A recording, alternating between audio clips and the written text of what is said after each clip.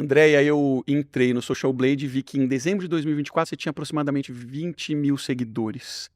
Hoje você está com 6,4 milhões de seguidores e crescendo enlouquecidamente todos os dias. O que que aconteceu? Eu demorei 30 anos para acontecer de repente. 30 anos de trabalho para Para acontecer acontecer do nada. nesse um ano. Eu adoro a pergunta quando o povo fala assim: o que aconteceu que você surgiu do nada? Isso é maravilhoso. Do nunca nada é do maravilhoso. Parece que eu sou um Pokémon, né? Que evoluía assim. Ué, eu acho assim que aconteceu. São muitos anos de trabalho, né? Eu não acredito em sucesso da noite pro dia. Isso para mim isso não existe assim. Sucesso não ocorre da noite pro dia. Ficar famoso é fácil. As pessoas ficam famosas até com dança no TikTok. Isso é simples de fazer. Sucesso é uma coisa um pouco mais complexa. Então, assim, eu venho de uma estrada de estudo desde muito pequena. Sempre gostei muito de estudar. Tenho 2 graduações, fiz um doutorado. Então, eu fui construindo uma história. Trabalhei em empresas, em multinacionais, fui executiva de algumas empresas. Então, eu fui construindo uma história que eu digo que era nos bastidores e que depois, quando eu resolvi colocar a cara nas redes sociais, esse conteúdo acabou aparecendo. Então, eu remeto essa história muito a isso. Mas, assim, claro que no último ano, igual você falou, 20 mil, né? O ano passado, janeiro, eu estava com 20 mil. 2025. Então, assim, realmente um produto que, de repente, ele cresce de uma forma muito vultuosa. O que eu remeto? Eu acredito que, primeiro, que é conhecimento técnico, eu acho isso bastante importante, assim, a gente precisa saber sobre o que a gente está falando. O mercado está cheio de gente medíocre, gente que é especialista em quase nada, assim, lê um pouquinho de qualquer coisa e se mete a dizer que é especialista naquilo. Então, primeira coisa que eu acredito que a gente tem que ter profundidade. Segundo, que a gente precisa tornar o conhecimento em algo prático. Se o conhecimento não se transforma em algo prático, ele não serve para nada. Então, se o cara estuda muito e quer dificultar a vida dos outros, ele é um idiota. Se você vai no médico e você sai de lá sem entender o que está se passando, esse médico não serve para nada, nem o professor, nem o filósofo. A gente que tem a oportunidade de estudar e que Deus nos dá essa oportunidade, a gente tem que transformar isso em conhecimento prático, que transforma a vida desde aquela mulher lá que está lá cozinhando feijão até o CEO da empresa. E eu tenho certeza, esse é a grande receita e eu acho que foi isso que aconteceu. Meu filho, ele é veterinário, ele fala assim: mãe, sua bolha é muito engraçada, porque sua bolha é muito extensa. Eu vou na fazenda com ele, o vaqueiro que tá tirando leite para e pede para tirar uma foto, que um vídeo transformou a vida dele. Eu vou lá na empresa, o cara, CEO, com milhões, bilhões na conta, gosta do conteúdo. Por que isso acontece? Pela praticidade desse conteúdo. Eu acho que essa forma de levar o conhecimento para as pessoas gera muito engajamento, E gera cabe muita... para todo mundo, em todas as vidas, de todas as vidas. Hoje você está em São Paulo, com as pessoas mais proeminentes daqui da região e deve estar lá no agro com a pessoa que está fazendo o retirar do leite. Mas me parece que a sua história vem muito do mercado corporativo, de você trabalhar em empresas, de ser diretora, de trabalhar em multinacional. Mas você hoje é a referência do Brasil em saúde mental. Você tem uma audiência impressionante. Usualmente, para a gente ir para o lado da saúde mental, da gente ter essa busca do autoconhecimento, a clareza que você traz não é uma clareza de quem só estudou, é uma clareza de quem viveu. E para a gente ter essa busca usualmente, tem algum motivo aqui dentro, alguma dor que puxa para a gente buscar. Quanto de dor, quanto de desafio fez você se mexer para ir atrás dessa busca, para ter essa clareza que você tem hoje? É interessante essa sua pergunta. Eu brinco que desgraças são ruins de serem vividas e boas de serem contadas. É. Muito bom. E tem uma música que diz que cada um sabe a dor e a delícia de ser o que é, né? E eu acho que é muito isso mesmo. Eu acho que conhecimento se forma na prática. Eu falo que tudo que eu sou e tudo que eu falo hoje passou muito por dentro de mim. Você foi muito feliz na sua pergunta. Nada do que eu falo passa só pela literatura e passa pelos livros, passa por muito das coisas que eu vivencio. Então, assim, eu tenho uma história de vida desde os primórdios, igual alguém me perguntou, acho que foi ontem num podcast, como que você faz para lutar contra o ego? Eu falei, cara, eu nem sei o que é isso. De verdade, nem sei, assim, eu não luto, porque não é algo que passa pela minha cabeça. Porque a minha origem é uma origem muito simples. Então, assim, eu catei sucata para poder ir para escola, assim. Não tinha dinheiro para comprar caderno. Então, assim, tudo que eu falo talvez tenha muito dessa essência. Eu acho que você foi muito sensível em captar isso. É muito vivência, assim, são muito das minhas dores. Então, quando eu falo para alguém, estude, não desista, não permita que as suas limitações te segurem, porque foi isso que eu vivi. Então, quando eu falo, por exemplo, na semana passada nós estávamos num evento sobre emagrecimento, é porque eu tive que emagrecer por questões de saúde, não por questões estéticas. E eu sei o quanto é difícil emagrecer. Então, eu acredito muito nisso. E é engraçado porque a cada podcast, a cada conversa que eu vou tendo insights. Esse insight que você me trouxe é muito poderoso. Eu acho que os meus conteúdos, eles passam muito pelas minhas vivências. Eu não prescreveria um remédio que eu não confiaria ou que eu não usei. Então, talvez isso faça diferença, então. André, qual foi o momento mais difícil da sua vida? O momento mais difícil da minha vida, eu falo assim que a morte ela é um grande desafio, né?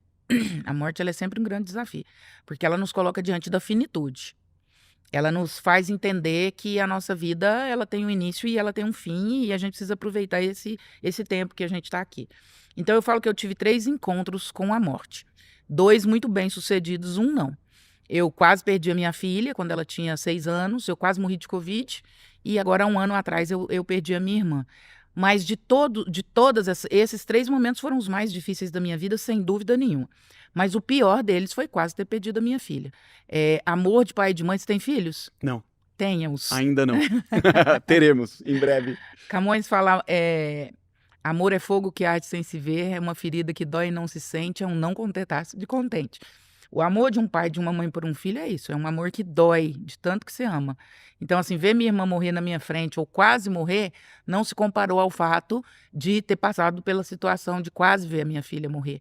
A minha filha teve uma pneumonia grave, evoluiu para uma sepsemia, e na 3ª cirurgia, quando ela estava indo para o centro cirúrgico, ela olhou nos meus olhos antes de entrar no centro cirúrgico e me perguntou: mãe, eu vou morrer? Então, para mim, esse foi o momento mais difícil da minha vida e, com certeza, assim, nada que eu passe vai se comparar a essa dor, de você imaginar que você pode perder um pedaço tão precioso seu e você precisar se superar ali para dar força para o outro, assim. O Então, que você respondeu para sua filha? eu respondi: minha filha, na Bíblia tem uma frase que diz: se 2 pessoas acreditarem a respeito de qualquer coisa, Deus faz um milagre. O seu pai já não acredita, o médico que foi te operar entrou pro centro cirúrgico e falou para mim que a chance dele me devolver você viva é pequena. Ninguém mais acredita na sua recuperação, só a mamãe acredita. Eu preciso de mais um. A Bíblia diz que são 2. Se tiverem 2 acreditando a respeito de qualquer coisa, o milagre vai ser feito. Você acreditava ou você queria acreditar? Eu tinha certeza. Você sentia? Eu tinha certeza. Eu sabia que não era justo a nossa história terminar ali. Era muito amor para poucos anos. Eu tinha certeza absoluta disso. Eu tinha plena certeza. A gente se ama muito. Eu falei: não, essa história não vai acabar assim, desse jeito. Tá bobo demais isso daqui. Quando ela escutou o que você falou para ela, como ela estava e como ela ficou? Ela já tinha 7 dias que ela não se movia mais. Ela internou pesando 20 e poucos quilos, ela já estava pesando 12, com 6 anos. Meu Deus. Porque ela teve 3 cirurgias, ela gravou muito, então ela já não se mexia mais. Ela estava muito desnutrida, muito fraquinha. O bracinho era só osso e pelezinha, assim. Quando eu falei isso, ela levantou a mãozinha, depois de alguns dias sem se mexer. Falou: mamãe, eu acredito também, então agora nós somos 2. Eu falei: pronto, meu amor, somos 2. A Bíblia diz que são 2. Então você pode ter certeza que daqui a pouco você volta para os braços da mamãe. E aí a enfermeira entrou com ela para o centro cirúrgico. Então eu acredito piamente nisso, assim. Às vezes as pessoas me mandam mensagem, falam: ah, doutora, eu queria muito estudar, mas ninguém acredita em mim, não sei o quê. Eu falo: cara, eu acredito, eu preciso que você acredite também. Nem Deus consegue te ajudar se você não acreditar em você. Precisa de 2. Nem Deus. Essa é a limitação de Deus. A limitação de Deus é você. A única coisa que limita o poder de Deus é você. Você é a limitação de Deus. Então as pessoas às vezes me procuram para falar sobre isso. Eu falo: eu acredito em você. Você acredita? Se você acreditar, nós estamos juntos. Se nós estamos juntos, já era, já é 2. Quando eu te perguntei quais foram os momentos mais difíceis da sua vida, você não falou sobre você. Você falou sobre o outro.